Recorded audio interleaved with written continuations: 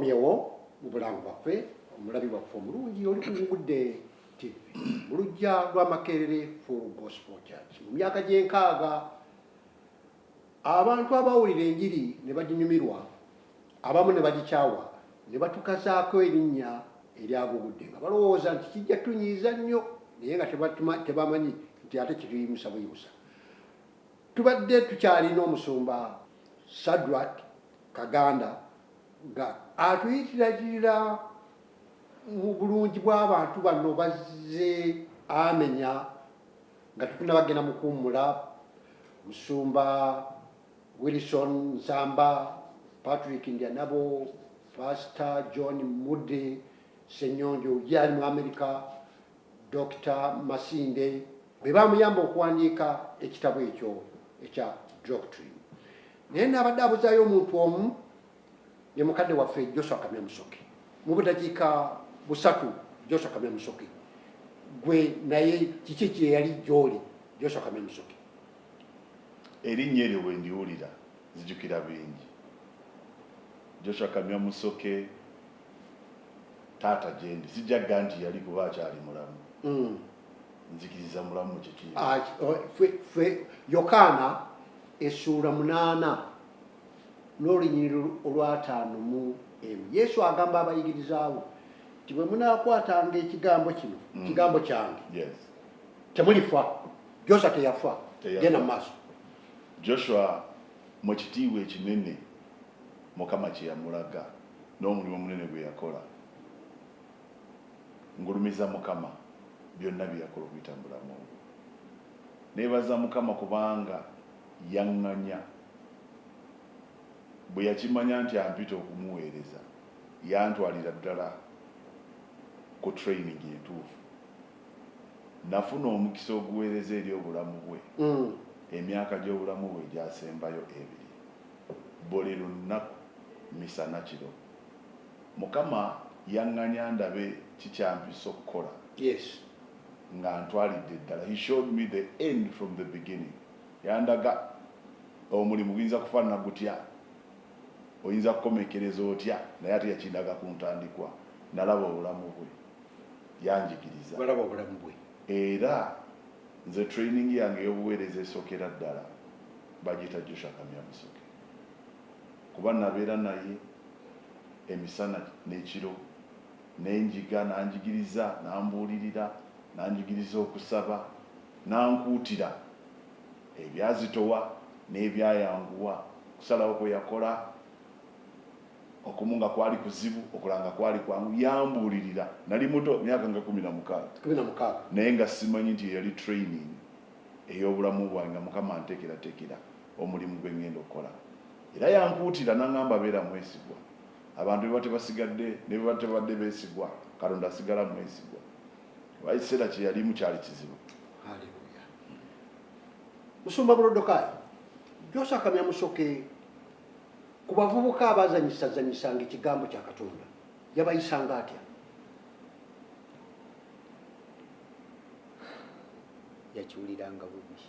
Yakiwuliranga bubi.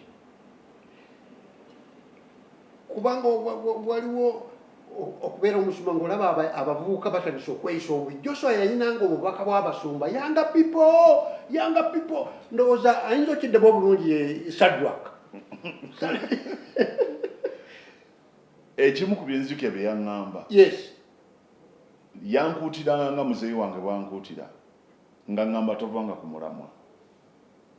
Nga ŋŋamba enjiri ey'obwakabaka togiwabyanga oba togiwabanga n'ogivaako.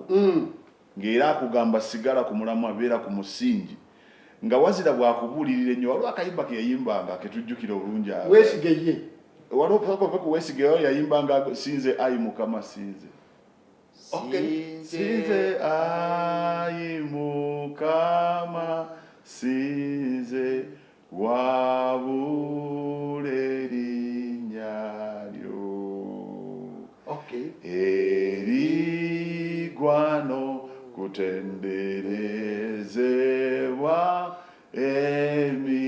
emirembe gyonna. Kati nga bwakamalayo omukono guno ogwa ddyo gwali tegufunye stroke nga wagukussaako bw'ati nga musaba nze twasabanga naye kuba ali musajja wa kusaba ne musaba tulo ne tukutwala nodda nga akyasaba nga omukono tegukuvaako. Joshua Kamya Musoke naye nanga oluyimba nga nalukubanga mu trombone mujje mwenna abakoye abazitowereddwa mwesigeye. Yes. Mwesigeye, mwesigeye, mwesigeye Yesu.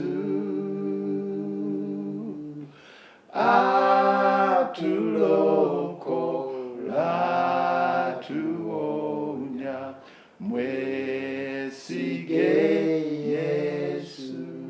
Olwo lwali oluyimba lwa Joshua Kamya Musoke luliko ebitundu nga 4. Naye nga alwagala nnyo. Joshua nga talina luyimba lulala buli biseera mwesigeye nze ate we namumanyira. We Joshua ogenza okumumanya nga ali mu evening days. Yes.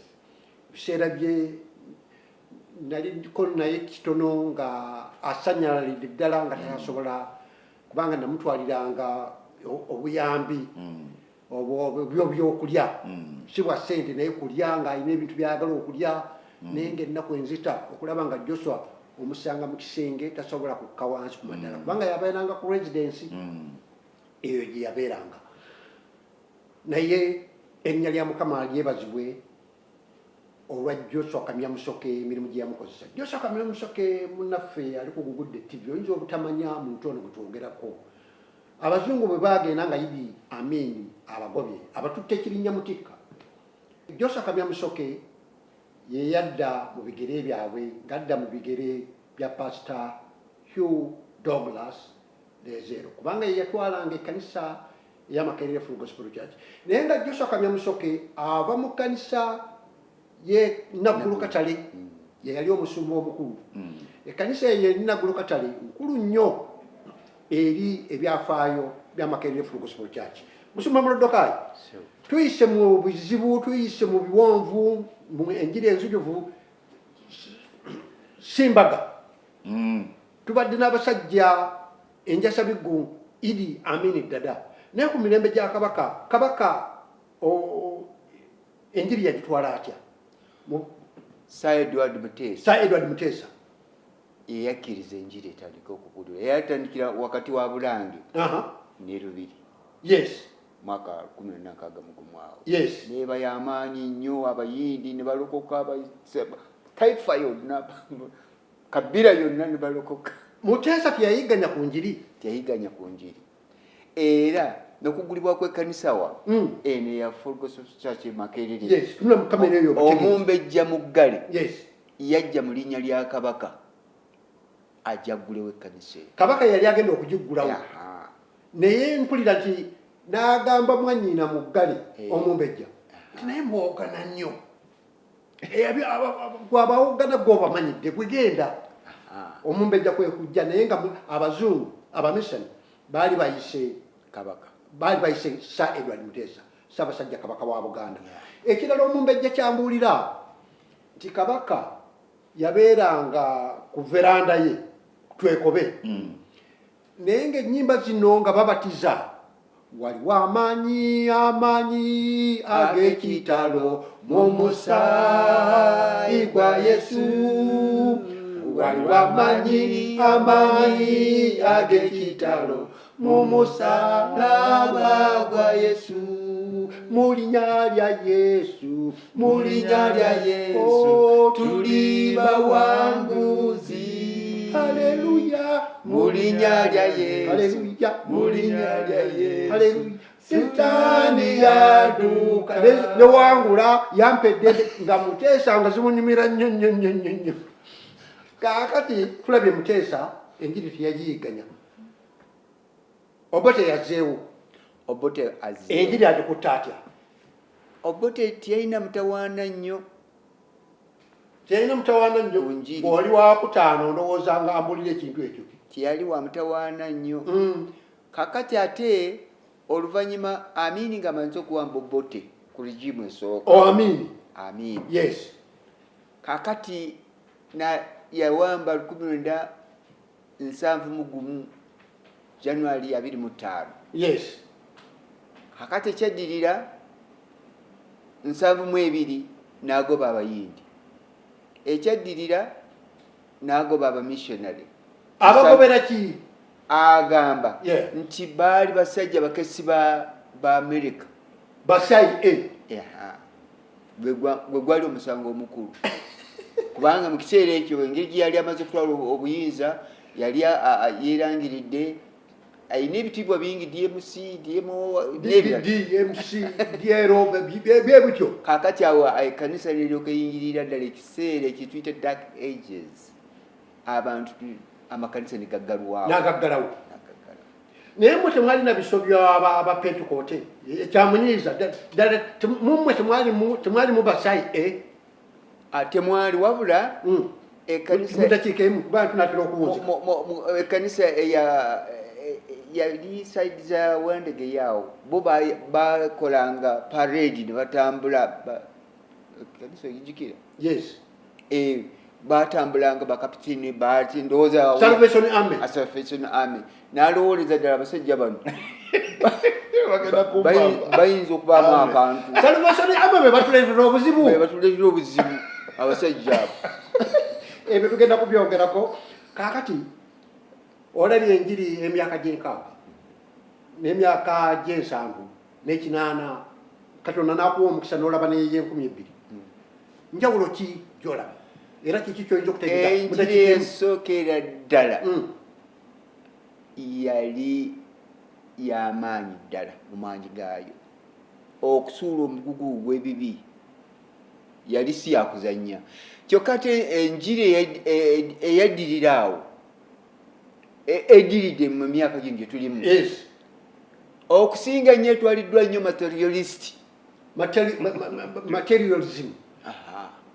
Ebintu ebyobugagga amazima g'ekintu ekkanisa omulembe gwaffe guno gwe tuliko tulina eddembe tubuulira, tulina eddembe tusaba, tulina eddembe tuweereza. Ab'emyaka gy'enkaaga temwayagalanga bintu.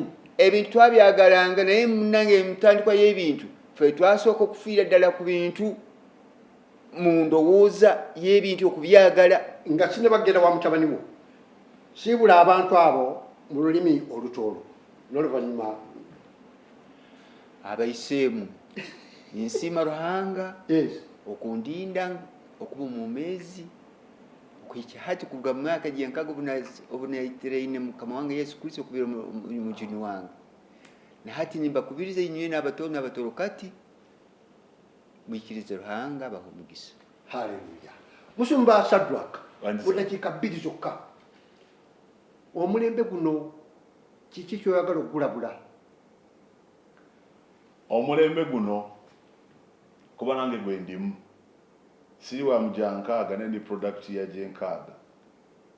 Omulembe guno kyenyiza okugulabula era kyenjagala okugulabula tuleme kucamuka nnyo olw'ebyo ebikyuse n'omulembe. Tutegeere omusingi kubanga mu musingi musobola okuzimba. Ate ekirala tumanyi nnyo wa gye tuva. Waba omuntu atamanyi gy'ava tayinza kutegeera gy'alaga. Tasobola. Era aba yeeyimba. Haleluya. Tuweeko ku byafaayo bitono nnyo ng'owasembagayo omukyala we y'ani amannya ge? Mulina omwana, mulina abaana, olina famire?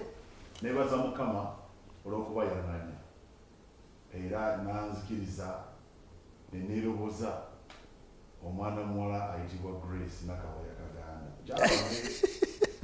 Ye mukyala afumba ewange. Mukama atubedde twafumbirwa na 2014 Novemba 8.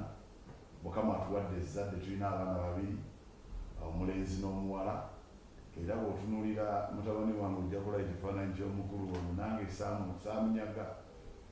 Mukama yakikola bw'atyo. Twebaza Mukama kubanga atubedde tulina baby girl akyali muto about a month or so. Mukama badde mulungi gye tuli. I am a family man. Praise God. N'ebyaleero bwe bityo bwe bigenze. Obadde mu program by'obadde tomanyi mugugudde okuva mu myaka gy'enkaaga. Program ya byafaayo era nga nkyazizza bagenyi bano bwe munnange yasanze ng'eggwako b'osubiddwa Musumba Mulodokai Kisembo ne mutabani waffe era mutabani we era musumba Shadrack Kaganda. Njagala okutegeeza nti bw'oba oyina ekirango kyoyagala okulanga mu puroguramu eno, jangu butereevu wano ku Gugudde TV. Gugudde TV eri mu mpya mu compound premises za Makerere Full Gospel Church. Kyanjiri, kyakudda bujja, kya fellowship, kya maka, kya pate, jangu wano ku Gugudde bajja kikuteerako. Era munnange gwazze nga puroguramu eno eggwako, sirowooza nti ogisubiddwa, naye ate tugiddamu ku Lwokubiri essaawa 4 ez'okumakya. Amanya Sunday Yusufu Mukasa Lwama. Mukama abeere naawe. Amiina. Haleluya. Mukama mulungi nnyo. Mukama yeebazibwe, mwebale kujja. Amiina. Musumba mwebale nnyo. Mukama abawe omukisa. Amen. Waliwo amaanyi ag'ekitalo mu musaayi gwa Yesu. Waliwo amaanyi ag'ekitalo mu musaalaba gwa Yesu. Mu linnya lya Yesu,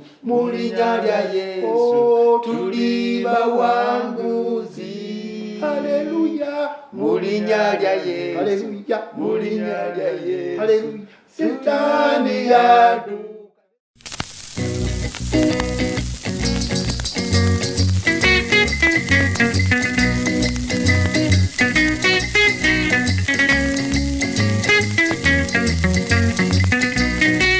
Bannange ekkanisa eri Makerere erimu amawanga ga buli ngeri, erimu abazungu aba buli kika, gattako abayindi aba buli ngeri. Nze naliŋŋaanya okuva gye nsoma, naye mweno ekkanisa nja kuyingira. Mulimu amawanga ga buli kika, Yesu akuyita agendayo olabe.